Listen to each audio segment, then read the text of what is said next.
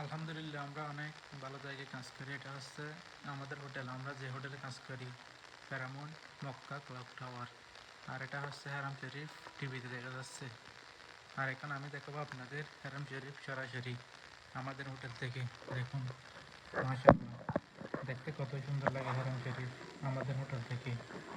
এটা clock tower, পৃথিবীর দ্বিতীয় বিল্ডিং, 120 তলা। আর আমরা এই হোটেলে কাজ করি। দেখুন, মাশাআল্লাহ, দেখতে কত সুন্দর লাগতেছে আমাদের হোটেলগুলো। আর এটা হচ্ছে ডাইনিং রুম, এখানে বসে চা কফি খাই। আর এটা হচ্ছে টি সেট আপ চা খাওয়ার জন্য।